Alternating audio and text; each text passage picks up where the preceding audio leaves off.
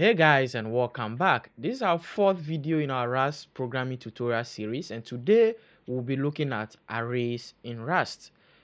Before we get started, if today is your first time, make sure you like, share, follow, and also subscribe. This motivates me to create more content on these topics for you guys. So let's get right into it. Alrighty, so we'll continue where we left off, and today we'll be looking at arrays. So someone may ask, what are arrays? So before I define arrays, let me first declare this variable in Rust called let age is equal to maybe a value called 45. And with this, you can see we are only assigning a single value to one variable. Okay, this works, but it gets to a time where you need to assign multiple values to a single variable, and that's where arrays come in. So arrays help you to assign a lot of values to a single variable, and you can use this single variable to retrieve all these values. So that is a little bit of context on arrays in the Rust programming language. Now let's get into the different ways of declaring arrays in the Rust programming language. So we have three different ways of doing that, and the first method is called the literal syntax. Okay, so that is the to-go method, and to do that you just do let, and then that this follows the name of the array. So you can say let a is equal to, you bring your square bracket and you start populating these arrays with the items you want to. So let a is equal to this, and then you give it the items in this array, and this is the first method of doing that. The second method is called the explicit typing. Okay, and with this method you need to specify both the data types this array is going to take and the number of elements or items this array will contain. So let's put that in B. So we say let B is equal to, we don't bring equal to colon here, and then you define the data type. So if I want this array to contain integer, then I have to put the integer data type here. So integer and a bit. So I'll just put I64 here, which is the bit. So I can do 32 as well based on the bit you want. So let's just do 64. So 64. And the next thing that follows is the number of items this array will store. So I will do, let's do 3. So 64 bits of integer, and now do is equal to this, and I'm going to populate this array with 3 different items. Okay, so this is the second way of declaring array, and this is called the explicit typing, whereby you specify the data type, and also you have to specify the number of items this array is going to contain. The final method, which is called the repeat expression, is also simple. So we'll do that in C. Let's see, and C here is equal to, you bring your square bracket and you are going to specify 2 things. So let's say you want an array to contain the number 2, but this array should contain the number 2 5 times. So 2 2 2 2 2. So the repeat expression will help you to just achieve that so easily. So first of all, you specify, okay, I want 2 in this array, and I want these 2 to appear 5 times. So 2 5, and this is going to store array of 2s, but I will give you 5 of them. Or is that okay? So that's how you do this. And over here is not common, you have to bring this right here. This is the right syntax. So these are the 3 different methods of specifying an array. The first one being the literal syntax, we have the explicit typing, and the final one being repeat expression. So let's go ahead and print these arrays and see if it works, to just know if our syntax work. So I'll put here like this, and then the first array we want to print will be A. But for arrays, you can't just use this to print them because they have multiple values. You have to bring colon question mark right here, and this will know that, okay, you are printing an array in order to print all the items in that particular array. So I'll copy and paste this, save this, and try to build the project. Raw cmain.rs, no errors, that means we are good. Execute this, and you can see we got all our items printed. So this is the first thing we are learning, how to declare array, and we've learned that we can do it in 3 different ways, and we have done that, and we are able to print it. If you want float, you can specify F64 here. Make sure the items you put here are also float. And before we move on, you have to also make sure that the items, the number of items you specify, like 3, should be the number of items you put in this array, because when you specify 3 and you put, let's say, something like 5 items here, you are going to get an error. And also the final one here, you can see we said 2, we want 2 5 times. So 2 here, we want it 5 times. You can see at the bottom here we have 2 5 number of times in that particular array. So these are the 3 methods. The next thing we move on here to do is how to access items in array. So let's say we want the first item. You can just say let first is equal to, I think the AI is helping me there to complete it.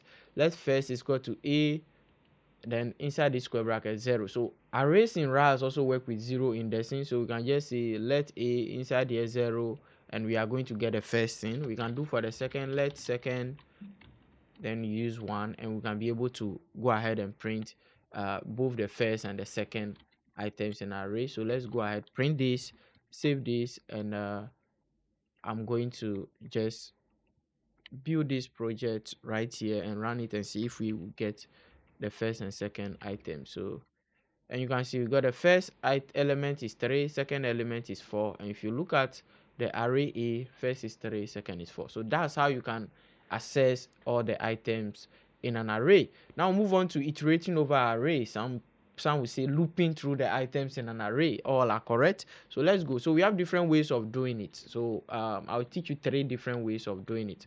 And before that, let me just pause this AI for a sec so that we don't get distracted, because just spoofing of code that you might not necessarily need at the moment. So to do that, the first we will use the for word. So for, and then you choose your variable, so a variable of your choice. So let's say for I int, and the first method we use, before you write the name of the array, you bring the ampersand sign. So ampersand, if you want to loop through a, then you have to bring a. So ampersand a, and then you open this bracket here, and you can now go ahead to print the items in that particular array. So let me borrow this print statement here. I'll come here, paste it, and instead of second element, I'll just say array element. And over here, what I'm coming to print is what? I. So this is the first method, not 1. I. This is the first method, and this will go ahead and print all the array elements in this particular array. So let me build clear, build, and try to execute this, and you can see element, element, element, and we are able to print all the elements in an array. So this is the first method of looping through an array. The second method, you can use the ether method. So for that, I'll just copy this. The syntax is the same, but instead of the ampersand a here, you can just get rid of the ampersand and do a dot ether. So if you know Python, you are familiar with this ether method, which helps you to iterate through array. So a dot ether, and is the same thing. We can now do this array element. Let's do method 2, and this will also perform the same thing for you. Build a project, run it, and you can see the method 2 also works. So this is the second method, and this is the first method, and you can choose any of this method based on the one you prefer. You can choose to use the ether method, but most people use the ampersand a, which is also very cool. The final method which we are going to learn is the one that can give you both the index of the item and the item itself, so index and value. So that is also very cool. So for that, we can still borrow this and modify it. It's the same syntax. So do this, and right after ether here, you can do dot enumerate. Okay, enumerate. So this enumerate method helps you to get both the index and the value. But now you have to unpack this into separate variables. So I can say for I, comma j. Okay, I, comma j, and make sure these two things are in parentheses. Okay, so that you don't run into an error. So you bring parentheses here for ij in a dot ether enumerate, and you are going to get them. So now over here, you can come here and print index and the value. Okay, so I'll do this, get rid of all of this, edit it nicely. We are printing 2 things, so I'll do 2 of these. And for me to be safe, I can just write index right here to show this first one is index, and the second one, I'll call it value. And over here, we can do the same. So the index is I, and the value will be j. So come here, do comma j. Okay, so I, comma j, and you are able to print the index and the value. So this is the third method, and this will give you both the index and the value. So let's clear our terminal, build this project, run it, and see if it's going to work. So build successful, and you can see we got index 0, the value is 3, index 1, the value is 4, and so on. So this is how you can easily iterate through arrays in Rust, and you have 3 different ways of doing this. Let me know if you guys want the code. I can as well give it to you anytime you want it to revise, but these are the methods of doing that. The next thing we'll look at is about how to perform slicing in array. So you have a long array and you need some portion of it. Okay, let's say your array contains numbers from 1 to 10 and you need only the first 5 numbers. So how do you slice that? So that's what slicing means in array. So let's try to slice our first array. So let's call it slice. So let's slice. Our slice is equal to, and the next thing you have to go ahead and do is to bring the ampersand sign, the name of your array, which is A that we want to slice. You bring square bracket, and inside this square bracket now show the total number of items or elements you want from your array. So you can start from 0. That means you want from the first item, then you bring dot dot or full stop, and now you need to specify the last item that you want. So if I bring 4 here, that means I want items from 0 to 4, right? So this is how the slicing work, and now we can go ahead and print it. So we can just print. So I will just put here our slice, and this should be able to give us that. What am I doing? I'm printing and I'm using this bracket, so instead parentheses. So let's save this, run it,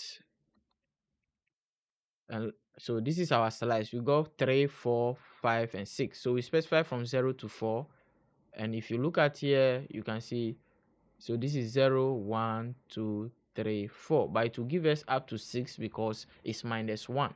So if you want up to 4 exactly, then you have to do it to 5. You have to slice to 5. So that's how you slice from 0 to 4. This is going to give you from 0 to 3. So it's going to give you 4 different items. So that's how you slice in Rust programming language. Now let's look at some of the array methods. Okay, just as other programming language, Rust also have a lot of array methods. So let's define a new array. Let's call it V, and V here is equal to let's do an array of 3, 4, 5, 2.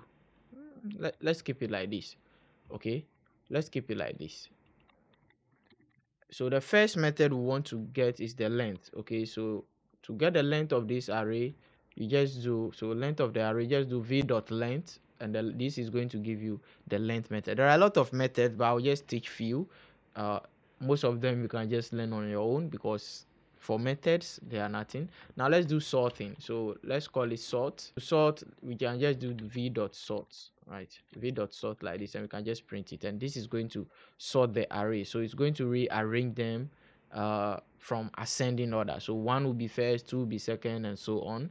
There are a lot of methods like reverse, v.reverse, and this is going to reverse our array for us. So there are a lot of methods, as I say earlier on. We have the fill method as well, and I'll put some of these methods in the comment section for you guys. But this is basically the most important things when it comes to arrays in the Rust programming language. Okay, this is the most important thing you need to know. You need to know how to declare them, you need to know how to access items, you need to know how to loop over them, you need to know how to perform slicing, and the methods are bonus. The methods are shortcuts for you. Instead of writing it on your own, you just use dot this method, and it's going to help you to achieve whatever you want. So guys, make sure you go through this, make sure you practice. The only way you get better is by practicing, writing a lot of code. If you love this tutorial, make sure you like, share, subscribe, and also leave your comments. I appreciate all of them. Up until then, I'll see you in the next tutorial where we talk about tuples in Rust.